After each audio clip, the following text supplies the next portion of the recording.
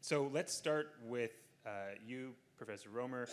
I wanted to talk about this question of taxonomy and definitions. I know you and I had sort of spoken about this before, about the term charter cities, and different people often use the term to mean different things. But I know we've talked about what you meant by your original conception of charter cities, and there's sort of two options. One is this Hong Kong option, you could call it the foreign guarantor model, and the other is more this supersized special economic zone option, you could call it the Shenzhen option. CCI has been focusing on the latter for, I think, political reasons, but what's your thinking on the trade-off between these two options? Yeah, well, I wouldn't really worry about what charter cities is supposed to mean as a term. I think we need more adjectives like private. I did want to say though, I think private could be misleading for people because Singapore's, I think, your single most successful player in this example, right? I asked you to put this slide back up because Batam, unless it's a typo. No, this is the GDP of the city, the nearest major agglomeration. It's not the GDP of the city itself. Okay, this is not the GDP of Batam. Okay, all right, never mind. But okay, still, I think it'd be interesting to know by whatever metric you use, relative success, and if Batam is successful, this role of it was really a government actor, but what I was referring to is exports of government services. So rather than just come up with a single name like charter, I think we need to be more descriptive. But this possibility for more, a role for, government actors to cross borders is I think something that we should consider and allow. I don't know if this is responsive to your question, but the one other thing I think is striking is that if you think about the intersection between Astrid's talk and mine, it was a strong endorsement of urban expansion. And I wonder if you and Mark should be thinking about, is there a way to get in the cases where you're encouraging kind of like satellite cities, get them, because there's two ways to connect them to the main city. It can be like the subway, which has no collateral benefits, or it can be encouraging a kind of the grid of planning for urban expansion all around it. And if each of these, satellite city kind of efforts were combined with a commitment to a broader urban expansion commitment, that might be a way to get more, public benefits from it and to reduce the opposition and the fears about, the gated city. So my takeaways were government actors across borders, and then just push as hard as we can on urban expansion. It looks like there wants to be a response.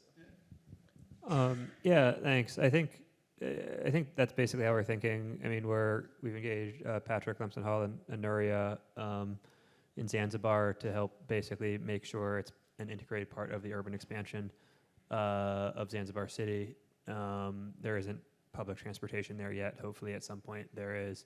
But I think that's largely aligned with how we think about it. We do look at some kind of true greenfield projects, but realistically, given urbanization rates and where that urbanization is happening, most of the work is in kind of an urban expansion area. I wanted to also, I guess, touch on your point about, I guess, exporting government services, however you want to call that. There was a very interesting paper going around Twitter recently that looked in kind of the late medieval era in Europe, and a lot of cities would basically change jurisdictions, mostly through force. And what they found was immediately a change in jurisdiction would lead to a drop in income. I think they were measuring it basically through urbanization rates. But long term, it would lead to an increase. And the intuitive logic was the force conquers the city because they can basically make it more productive. Obviously, the conquest itself is destructive, but the kind of creation of a better legal regime / more integrated trade networks causes long-term productivity gains. Obviously, you don't want to trade cities through conquest now. However, I do think that there is, I don't know how exactly this would work, but a mechanism that would kind of allow for, right, historically, governance tends to be, in many circumstances, geographically bounded. How do you kind of unbound many different types of governance services from geography and allow them to be kind of consumed by people who might not have access to them today?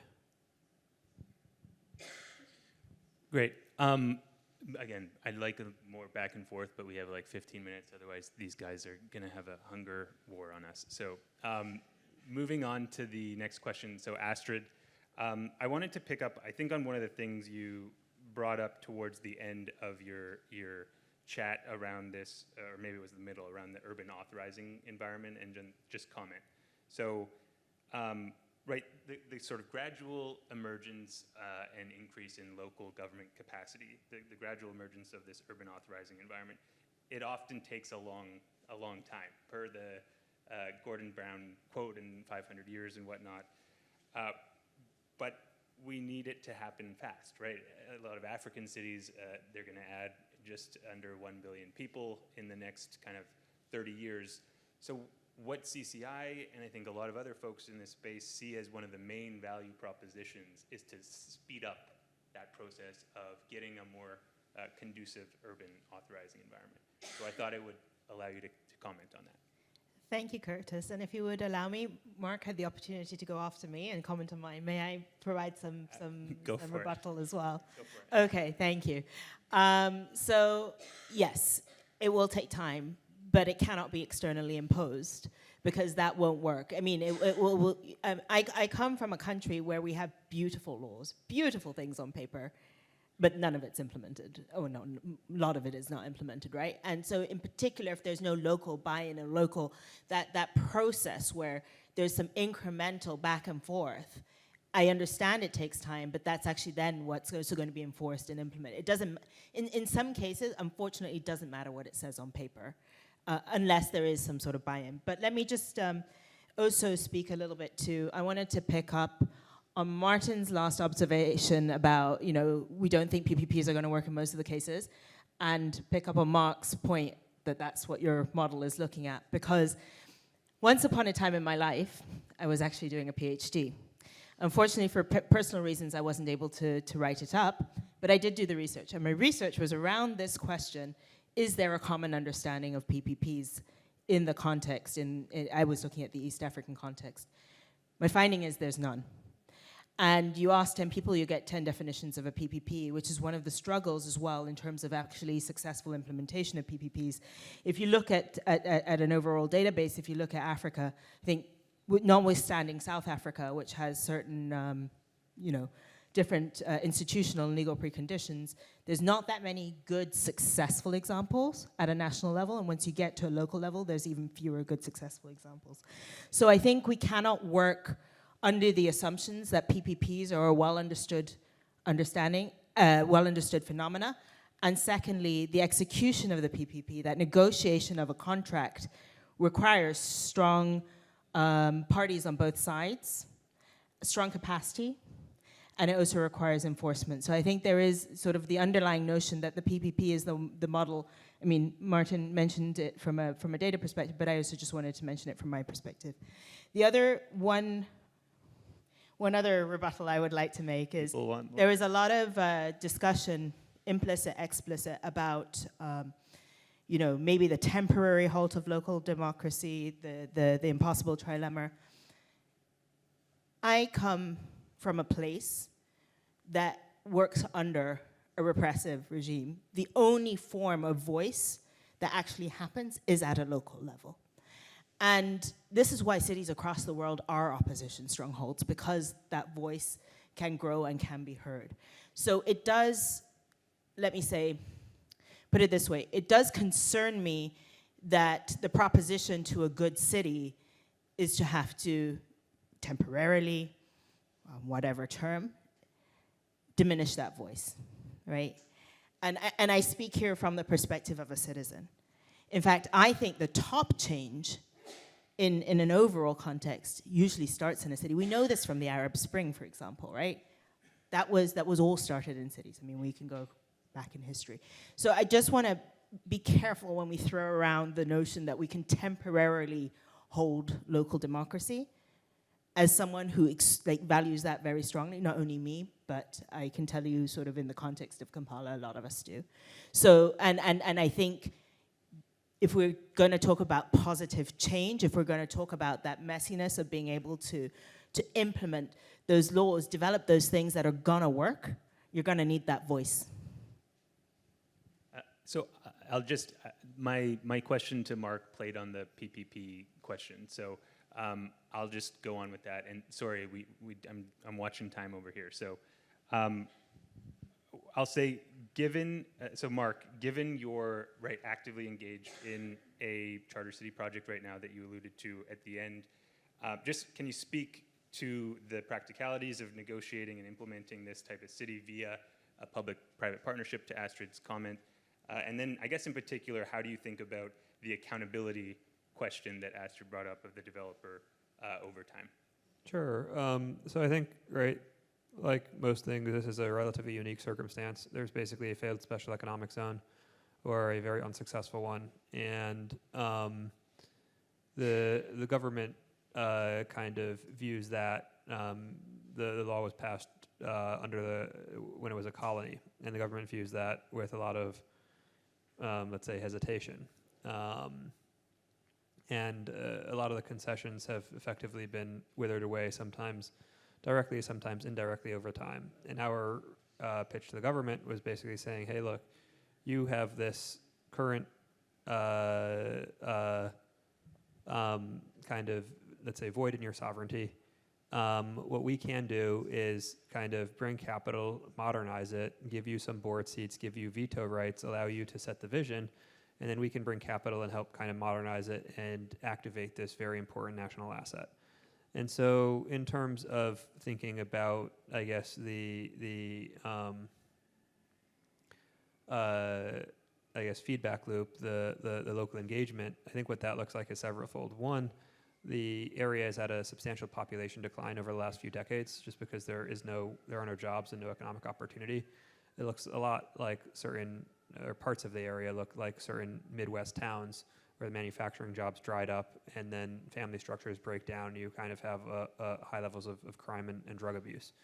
And so I think in thinking about what, I guess, ensuring responsibility of the developer, what that looks like is one, our expectation is that when we reach the stage, the government will set certain milestones.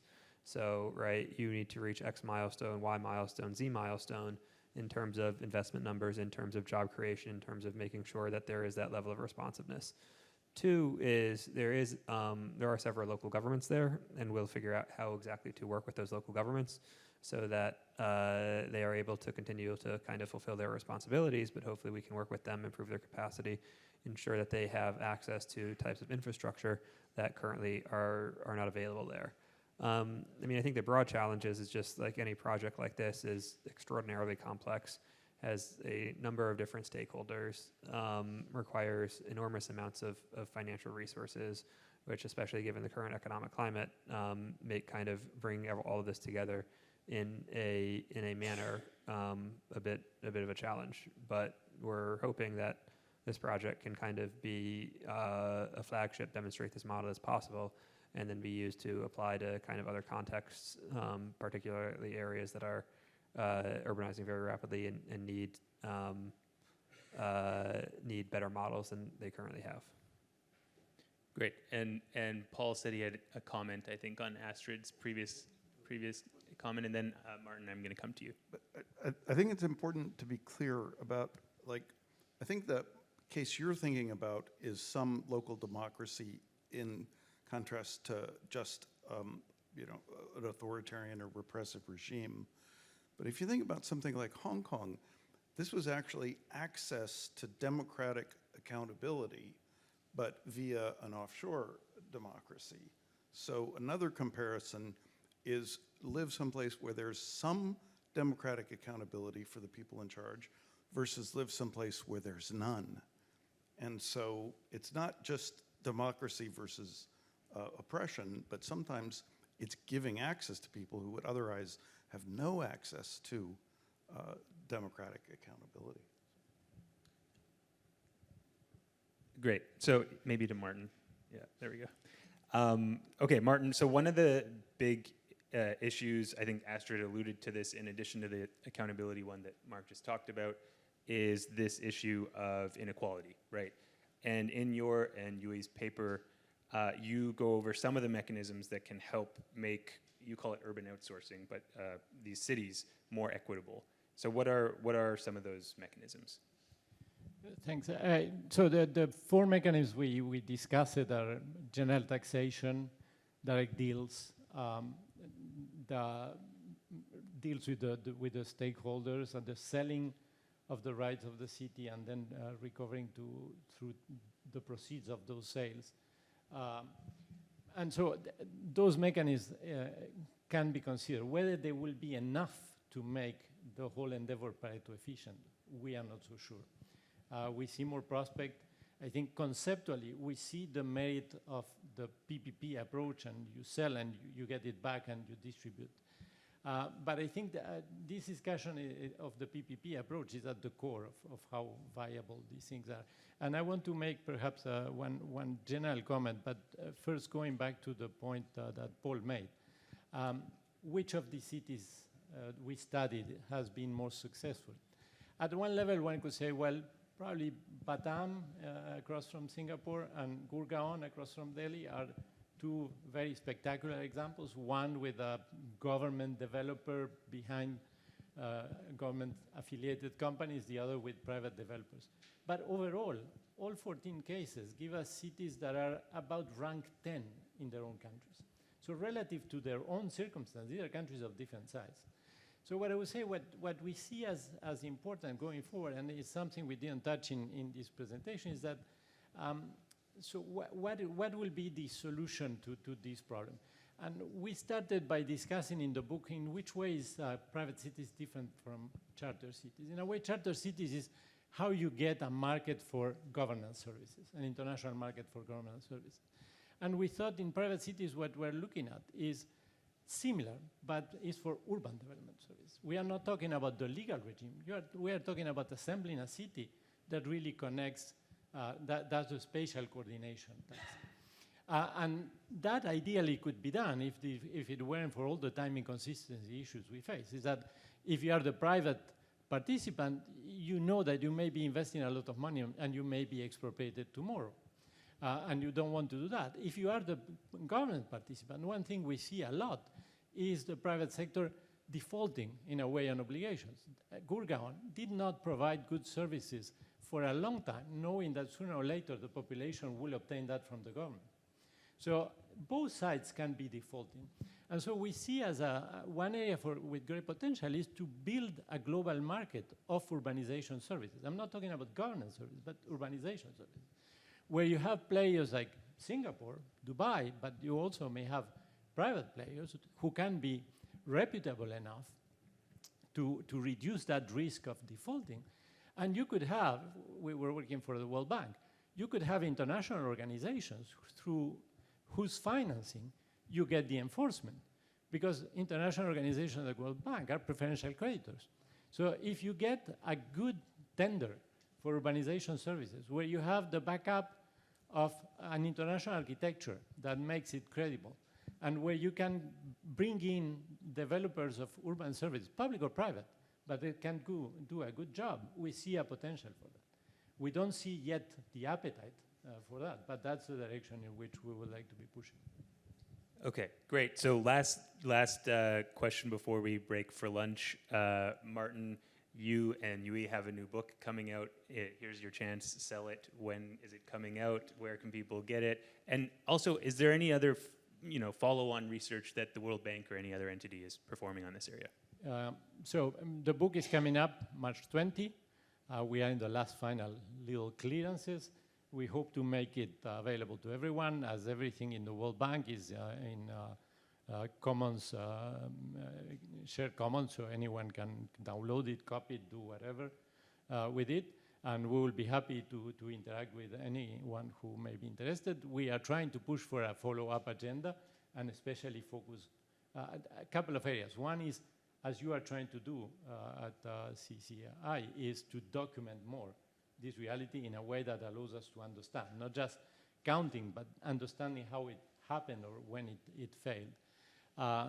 The other is having more micro data analysis of these private cities. What happens to firm dynamics, to try to have, in a way, some sort of semi-natural experiment to see how things are working at the household level and at the firm level. And the third one is to do more research on the PPP design, which I think we all see as central to this, regardless of whether the non-government player is public, state-owned enterprise, another government, but how to make it work. Because, of course, we believe in the capacity as the first response, but as was said at the beginning, we have a few decades to handle this, and the capacity may not be there in time. So that's the agenda. Great. So we're gonna end there. I know that's the end of the first block. It's 12:25. We had an hour scheduled for lunch, but as you all know, we are behind time. So can we reconvene, please, at 1:10 p.m.? I don't know. I gave us 10, 15 minutes back. So okay. Thanks, everyone. Thank you.